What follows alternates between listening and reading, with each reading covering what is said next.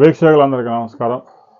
ముఖ్యమంత్రి చంద్రబాబు నాయుడు ఇటీవల కాలంలో జనాభాని పెంచాలి అనే నినాదాన్ని భుజాన వేసుకున్నారు. ఇప్పటికే భారతదేశంలో 146 కోట్ల జనాభా ఉంది. ఇంకా 2021లో కరోనా కారణంగా జనాభా లెక్కలు జరగలేదు కాబట్టి స్పష్టమైన గణాంకాలు లేవు. 2011 ప్రకారం జనాభా లెక్కల ప్రకారం ఎంత జనాభా ఉందో చూసి ఏ రేటుతో పెరుగుతుందో అంచనా వేయడం తప్ప ప్రస్తుతం భారతదేశంలో జనాభా 147, 148 కోట్లు కూడా దాటిపోయి ఉంటుంది. అయితే ఉత్తరప్రదేశ్, బీహారు, బెంగాల్ లాంటి రాష్ట్రాల్లో ఇప్పటికీ 2.8% వృద్ధి రేటుతో జనాభా బాగా వేగంగా పెరుగుతూ ఉంది. ఉత్తరప్రదేశ్లో జనాభా ఇప్పటికే 20 కోట్లు పోగయ్యారు. ఆ బీహార్లో 12 కోట్ల పైనే ఉన్నారు. ఆ బెంగాల్లో అయితే 11 కోట్లు. ఈ విధంగా ఆ 3 రాష్ట్రాల్లోనే దాదాపుగా 40 కోట్ల జనాభా బాగుపడ్డారు. ఆ రాష్ట్రాల్లో ఉపాధి కూడా లేక ఉత్తరప్రదేశ్ నుంచి, బీహార్ నుంచి, బెంగాల్ నుంచి దక్షిణాది రాష్ట్రాల్లో పనుల కోసం గుంపులుగా ట్రైనుల్లో అయితే ఎక్కాటి కూడా కాదు, అంతమంది వస్తూ ఉన్నారు. అయినా కూడా భారతదేశంలో ఇంకా జనాభా పెంచాలని చంద్రబాబు నాయుడు పాపులేషన్ పాలసీని తీసుకొచ్చారు.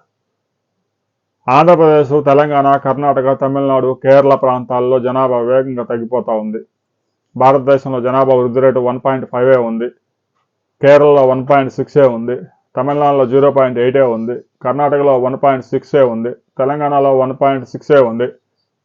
కనీసం 2.1 ఉంటేనే జనాభా తగ్గుదల లేకుండా స్టెబిలైజ్గా ఉంటుంది. అలాంటి పరిస్థితి దక్షిణాది రాష్ట్రాల్లో లేదు. జనాభా వేగంగా తగ్గిపోతే జపాన్లో ఎలాంటి జనాభా సంక్షోభం వచ్చిందో అలాగనే మనకు కూడా సంక్షోభం వచ్చే ప్రమాదం ఉందని చెప్పేసి ఆయన హెచ్చరికలు జారీ చేస్తాను. చదువుకున్నోడికి ఉద్యోగాలు, బీటెక్లు చేసిన వాళ్ళు ఇప్పటికే ప్రతి ఊర్లో ఒక 40 మంది 4 క్రికెట్ టీంలు ఏర్పడ్డాయి ఉద్యోగాలు లేక. వాళ్ళందరికీ ఉద్యోగాలు లేకపోగా ఇప్పుడు ముగ్గురిని కనండి, మూడో బిడ్డ కన్న దగ్గర నుంచి 25,000 చొప్పున ఇస్తా, 11 మందిని కంటే ఇంకా ఎక్కువ ఇస్తా అని చెప్పేసి ఆయన ప్రచారం చేస్తా ఉన్నారు. 90 ఏళ్ళలో ఒక చట్టం తీసుకొచ్చారు. ముగ్గురు పిల్లలు ఉంటే స్థానిక సంస్థల ఎన్నికల్లో అసలు పోటీ చేయడానికి కూడా వీల్లేదు, జనాభాని విపరీతంగా పెంచుతున్నారు అని. అదే విషయాన్ని ముఖ్యమంత్రి చంద్రబాబు నాయుడే చెప్తా ఉన్నారు. జనాభాని తగ్గించమని నేనే చెప్పాను, మరలా ఇప్పుడు జనాభాని పెంచమని చెప్తా ఉన్నాను. జనాన్ని పెంచాలా తగ్గించాలా అనేది జనం డిసైడ్ చేసుకుంటారు. చైనా వాడు 1 or none పాలసీ తీసుకొచ్చిన తర్వాత చైనాలో జనాభా వేగంగా తగ్గిపోయింది. ఇప్పుడు పెంచండి అని చైనా వాడు అనేక రాయితీలు ఇస్తున్నా కూడా ఎవడు పెంచుతున్నారు. ఒక బిడ్డను చదివించాలంటే ప్రైవేట్ స్కూల్లో 1,60,000 ఫీజులు జనం కట్టలాక అల్లాడిపోతుంది. స్కూల్ ఫీజులు తగ్గించేందుకు ఎలాంటి చర్యలు తీసుకుంటున్నారు? ఏమీ ఉండవు. సరే, ప్రభుత్వ పాఠశాలలో పడేస్తే పిల్లోడు కనీసం ఏదైనా ఐఐటి రాయడానికో ఏదైనా రాయడానికి పనికొస్తాడా? పనికిరాడు.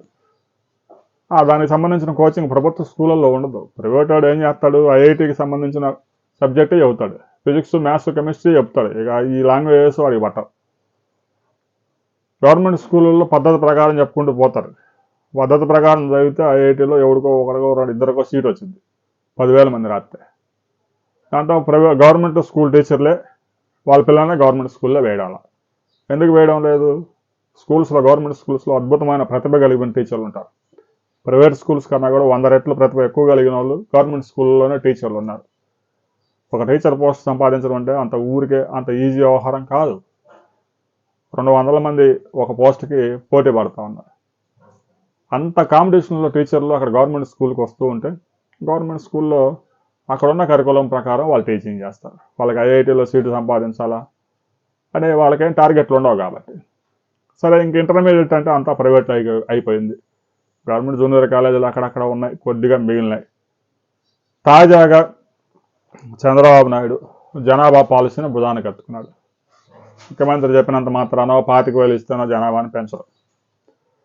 ప్రయాస అనవసరం. మహిళలకి బిడ్డని కంటే 6 నెలలు సెలవులు సంవత్సరం ఇస్తా అని చెప్పినా కూడా అది అయ్యే పని కాదు. జనాభాని పెంచమని మీరు చెప్పినా కూడా పెంచడానికి చైనా వాడితోనే కావడంలే. ఆంధ్రప్రదేశ్లో కూడా సాధ్యం కాదు, జపాన్లో కూడా సాధ్యం కాదు. ఎందుకు? ఒక బిడ్డను చదివించడానికే 67 లక్షల రూపాయల ఖర్చు అవుతుంది చైనా. భారతదేశంలో కూడా ఒక బిడ్డను పూర్తిగా చదివించాలంటే 40 లక్షల రూపాయల పైన ఖర్చు అవుతుంది. సాధారణ మనుషులు ఎవరు కూడా ప్రైవేట్ స్కూల్లో పిల్లల్ని చదివించే పరిస్థితులు లేవు. అలాంటి పరిస్థితుల్లో జనాభాని పెంచండి అంటే పెంచడానికి జనం సిద్ధంగా లేరు, నవ్వుతూ ఉన్నారు. ఇక తాజాగా మరో బాంబు కూడా పేల్చారు. పూర్వం రోజుల్లో ఉమ్మడి కుటుంబాలు ఉండేవి. ఒక్కో కుటుంబంలో 40 మంది ఉండేవాళ్ళు. ఇప్పుడు పింఛన్లు రేషన్ కార్డుల కోసం విడిపోతూ ఉన్నారు. ఎవడూ కలిసి ఉండడం లేదు. కుటుంబాలు విడిపోవడం అనేది ఈ రోజు కాదు, 1980s నుంచే మొదలైంది. పెళ్లి కాగానే వాడు దుకాణం వేరుగా పెడుతూ ఉన్నారు. సహజంగా ఉద్యోగాలు వచ్చి హైదరాబాద్, బెంగళూరు వెళ్ళిపోతూ ఉన్నారు కాబట్టి తల్లిదండ్రులతో కలిసి ఉండడం కూడా సాధ్యం కావడం లేదు. గ్రామీణ ప్రాంతాలు ఎప్పుడైతే పట్టణానికి వలసబాట పట్టాయో కుటుంబాలు విచ్ఛిన్నం అయిపోతాయి. తల్లిదండ్రులు, తాతలు, కొడుకులు అందరూ కలిసి ఉండాలంటే ఒక వ్యవసాయం చేసినప్పుడు మాత్రమే సాధ్యమవుతుంది. అందరూ విలేజ్లో ఉంటారు కాబట్టి.